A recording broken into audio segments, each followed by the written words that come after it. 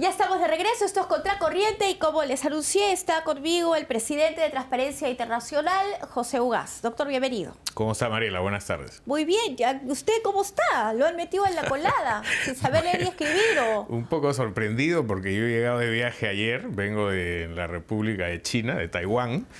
Y la verdad que me encuentro hoy día con este Twitter del señor del Castillo que ha rebotado en algunos medios de comunicación donde sostiene que yo he hecho una llamada para presionar a un vocal para que salga esta sentencia. Primero, que hace 8 días que no estoy en el Perú y por lo tanto ni siquiera he estado siguiendo el caso. No tengo ningún interés particular en el asunto, con lo cual no habría razón para que lo hiciera, pero además no es forma de mi ejercer profesional. Yo jamás en los 35 años que tengo de abogado he realizado actos de este tipo y por lo tanto me sorprende que pretendan vincularme de la nada con una situación de esta naturaleza. Cuando se le ha preguntado al señor del Castillo de dónde saca esta información, dice que lo ha escuchado de una fuente que no puede revelar en Palacio de Justicia, etc.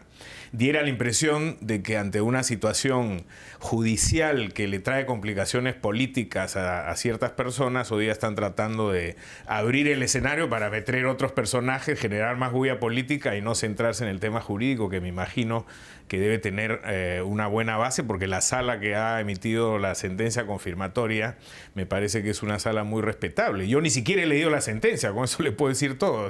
No puedo opinar sobre el fondo porque no estoy siguiendo el caso. Ahí está el tuit de Jorge del Castillo. Oído el Poder Judicial, dice del Castillo, José Ugaz llamó a juez Saúl Peña y lo presionó para que pena a Aurelio Pastor sea efectiva. La OCMA debe verificar la versión. Incluso fuerza a la OCMA a verificar la versión. Bueno, y el tenor es bastante tendencioso y malicioso, ¿no? Oído en el Poder Judicial, después ha insinuado 2 o 3 veces que yo debería cuidarme. Primero, que por qué no he respondido oportunamente a su tuit. Yo no lo sigo a él, pero además no estaba en el país. Yo recién me he enterado de esto hoy en la mañana entrando a mi oficina. En segundo lugar, ha insinuado varias veces de que podría haber un audio, que mejor no haga un desmentido porque podría aparecer un audio donde yo estaría haciendo esa llamada. Que hay un audio, ¿no? sí. Cuando alguien ha estado vinculado a audios en esta relación, digamos, ha sido él con Business Track y el caso de los petroaudios. Llama la atención que haga esa alusión, ¿no? Me sorprende realmente que haya insistido en ese tema, como dejando entrever que él tendría una prueba. Cuando los periodistas le han preguntado de dónde saca esta información, vuelve al manido argumento de que lo ha oído en el Poder Judicial, de muy buena fuente, no puedo revelar quién ha sido, lo cual para una persona de su trayectoria, ha sido primer ministro de este país, un abogado destacado, alcalde de mi distrito en Barranco, la verdad que es penoso que caiga en este nivel de insinuaciones infundadas, ¿no? Pero ¿por qué lo elegirían a usted para esto? Digamos, ¿por qué esa fijación con su persona? No tengo la menor idea.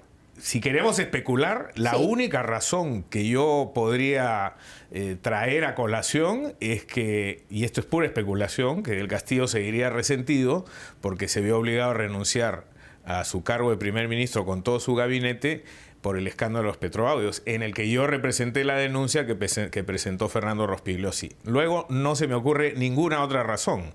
Es más, el señor del Castillo ha estado antes en mi oficina pidiéndome consulta legal, muchos años antes de ese tema, sobre otros temas particulares, y siempre ha habido una relación cordial. ¿Por qué ahora viene con este tipo de insinuaciones o afirmaciones irresponsables? ¿O efectivamente ha quedado algún resentimiento del que sí fue informado en su momento, que él estaba muy fastidiado con eso? ¿O ha caído en una celada y responsablemente alguien lo ha llevado de las narices a hacer una afirmación que no tiene ningún fundamento? O sea, a usted le llegó, a sus oídos llegó la versión de que el Castillo estaba resentido con usted por algún motivo. En su momento, cuando ocurrió lo de los petroaudios, he recibido bastante información de gente que trabaja en medios de prensa, de periodistas, que el Castillo se estaba paseando las redacciones tratando de generar información en mi contra y de Fernando Rospigliosi. En esos tiempos, pero de eso ha pasado mucho tiempo y luego ahora sorprende que aparezca con esta versión, ¿no? Ahora, de hecho, este asunto perjudica pues de una manera rotunda al APRA, ¿no? Bueno, en un contexto en el que hay varias noticias que están reventando por distintos sitios y que me imagino que con miras a una campaña electoral los pone en una situación de nerviosismo, ¿no? Porque no es el único caso en el que aparecen personas vinculadas a noticias penales. Pero de ahí a que empiecen a jalar a terceros para ampliar el circo, digamos, y hacer escenarios al lado de lo que efectivamente deberían estar discutiendo, si la sentencia tiene contenido jurídico penal, si hay pruebas suficientes, si técnicamente es una sentencia sostenible, se han dedicado a hacer este tipo de afirmaciones, o la que he escuchado más temprano diciendo que el presidente Humala habría exigido tener un exministro aprista preso, no sé por qué razones, ¿no? Entonces, todo esto me parece que lo que quiere hacer es generar ruido colateral para distraer lo que debería ser la discusión de fondo, y es si efectivamente se han producido estos actos ilegales, ¿no? Siendo extraño porque además ya lo separaron del partido, ¿no? Ya lo había separado del partido, pero digamos, el señor Pastor pues ha sido un personaje visible, ¿no? No estamos hablando aquí de Facundo Chinguel, de una persona de segundo nivel, ¿no? El señor Pastor, muy cercano a Del Castillo, por cierto, ha sido ministro de Estado. Entonces esto creo que tiene otras dimensiones. Yo, como le digo, ni siquiera he leído la sentencia, no puedo opinar sobre el fondo del asunto, si tiene sustento o no. Me da confianza saber quiénes son los magistrados que han revisado esa sentencia, porque creo que es gente intachable y de una trayectoria muy larga en el Poder Judicial. Incluso se ha llegado a mencionar al Tribunal Constitucional, me parece. La verdad que no tengo idea sobre eso. Bueno, ¿qué le parece si recordamos un poquito cómo fue el origen de esto?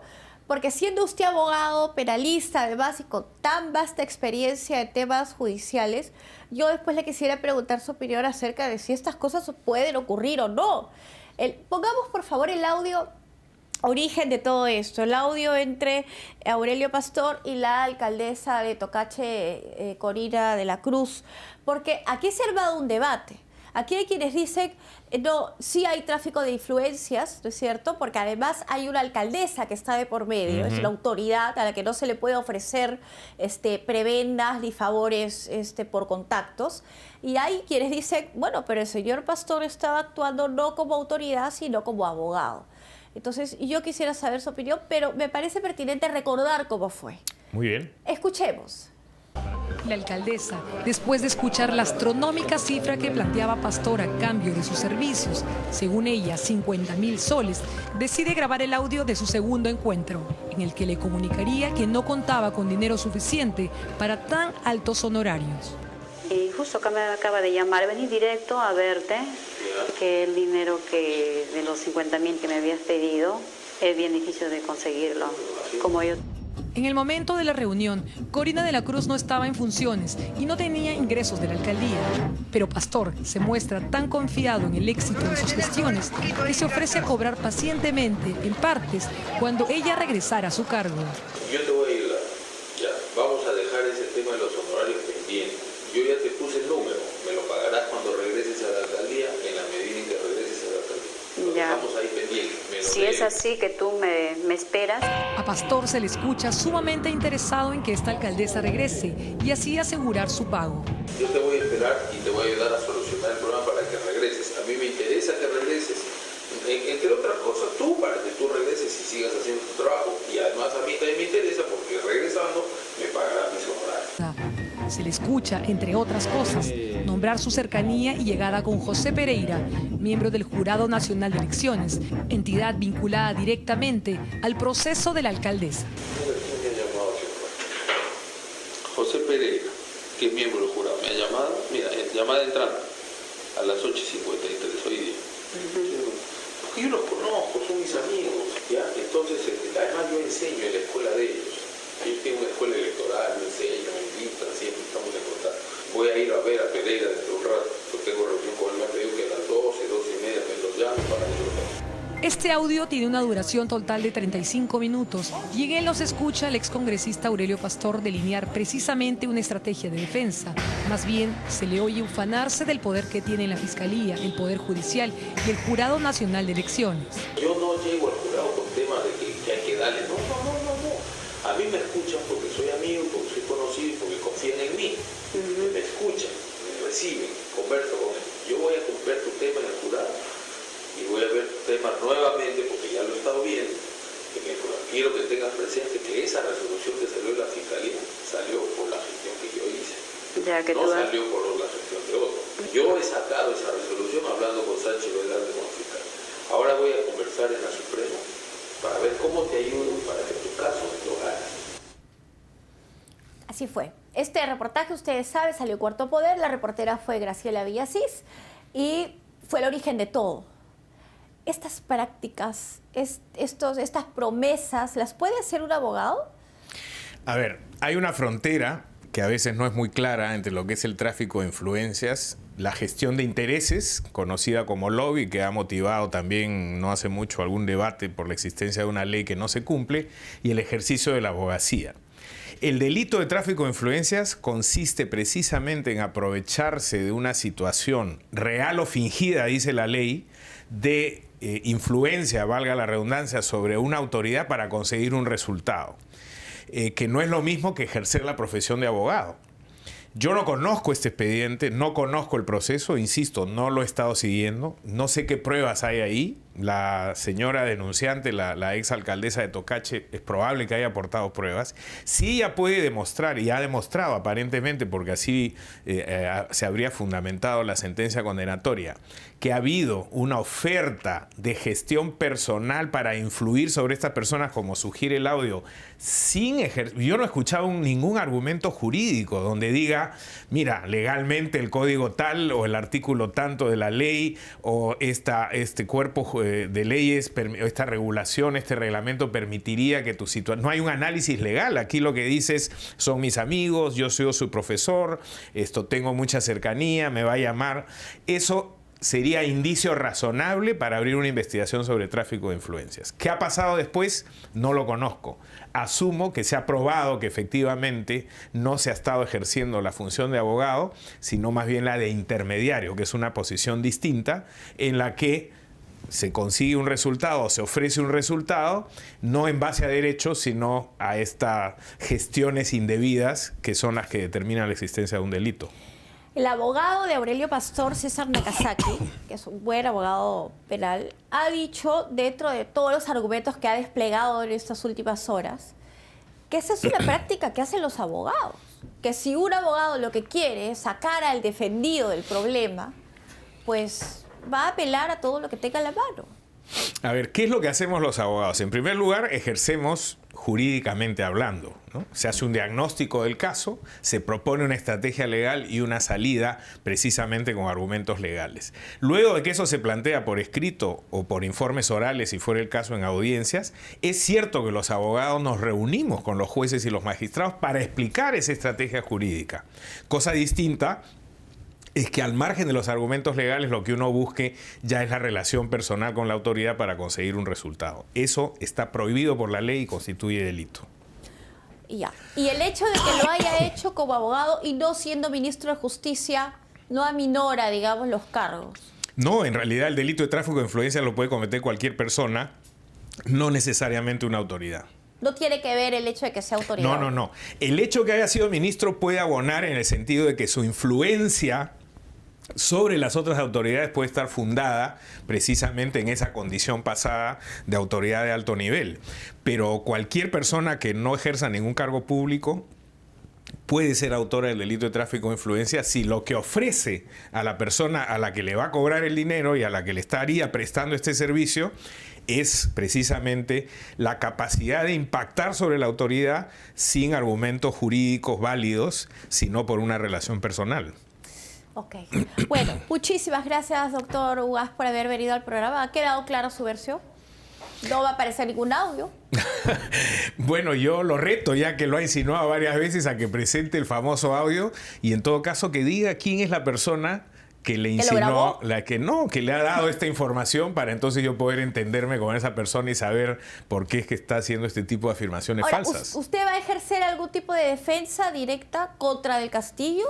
No creo que valga la pena. No quiero contribuir a distraer el análisis del caso en particular. Creo que lo otro es simplemente ruido político que se está generando alrededor de un proceso y yo no voy a ser parte de esa comparsa, ¿no? Ya, y una última pregunta que no tiene que ver con este problema, pero siendo usted presidente de Transparencia Internacional, se lo pregunto. estamos ya en un año preelectoral, digamos, pero es el año electoral. En este año se van a decidir muchas cosas.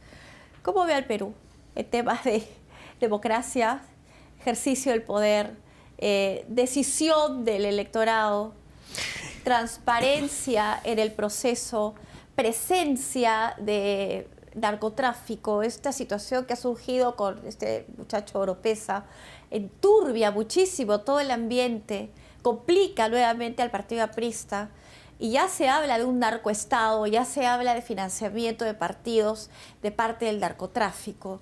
¿Cómo ve Transparencia Internacional ese problema? Mire, yo le hablo como peruano, no como presidente de Transparencia Internacional, porque esto además no ha sido institucionalmente debatido, no tengo una posición oficial sobre esto.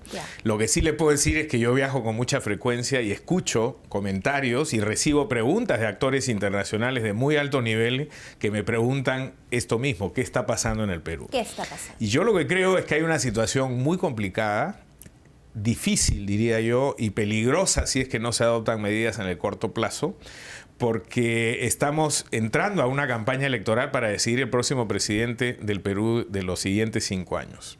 Tenemos un fiscal de la Nación ya destituido, justamente cuando estaba fuera del país, destituido por sus vinculaciones con el crimen organizado, según claramente ha quedado establecido en las investigaciones. Un segundo fiscal de la Nación haciendo cola para ver si se le va a destituir o no por razones similares. Vocales de la Corte Suprema involucrados también en procesos penales ligados a esta organización criminal, y ahora el narcotráfico evidenciando que ha tenido control sobre oficiales de la policía, sobre fiscales, sobre magistrados. Todo esto da cuenta de un estado débil en el que un gobierno aparentemente sin capacidad de reacción se le están sumando los problemas sociales como el de Tía María. Entonces, por un lado tiene usted problema de debilidad institucional penetrada por el crimen organizado, por otro lado debilidad política con una situación en la que hay cierta volatilidad, ¿no? Como el que está pasando en el sector minero, como la que está pasando en el sector minero, que ponen en una situación de riesgo no solamente las futuras inversiones en el país, sino el clima de estabilidad en general. Aparentemente hay una pérdida de autoridad, ¿no? Los policías están replegados, hay una cantidad muy grande de policías expuestos a esta situación que terminan heridos, alguno incluso ha perdido la vida. Entonces todo esto realmente enrarece mucho la campaña que se nos viene. Y si uno mira la oferta de candidatos, la cosa se pone mucho más difícil hacia el futuro, porque tenemos varios candidatos con sombras sobre su pasado, sobre sus vinculaciones con actividades ilegales también, y otros que en realidad no tienen ninguna oferta que pudiera ser satisfactoria para las necesidades del próximo lustro en el país. ¿Qué le espera al Perú? Bueno, esperemos que se empiecen a tomar decisiones pronto. Yo creo que el Jurado Nacional de Elecciones aquí tiene un partido muy importante que jugar. Creo que el tema de la fiscalización del financiamiento de la campaña es fundamental. No se puede permitir que vuelva a ocurrir lo que ha ocurrido en las elecciones regionales, donde han habido candidatos repartiendo dólares en efectivo con clara vinculación con el tráfico ilícito de estupefacientes. Y otra cantidad de candidatos no con una trayectoria política, sino con antecedentes penales. Así es. Y sin embargo, el jurado no ha estado, creo, atajando adecuadamente y previniendo las cosas que de luego han desembocado en las elecciones regionales que hemos tenido y distritales que han sido lamentables, ¿no? Entonces, espero que ahora se tomen medidas adecuadas. La sociedad civil estamos ahí tratando de organizarnos para poder monitorear mejor esto y evitar que se filtren personas que no deberían estar en la política y que más bien deberían estar enfrentando a la justicia por sus vinculaciones con el crimen, ¿no? Así es. Doctor José Ugas, muchas gracias por venir al programa. Gracias a usted. Gracias. Bueno, ya está aclarado. Ya dio su versión. No va a aparecer ningún audio y el señor del Castillo va a tener que sustentar aquello que ha dicho. Gracias nuevamente. Hacemos una pausa y regresamos.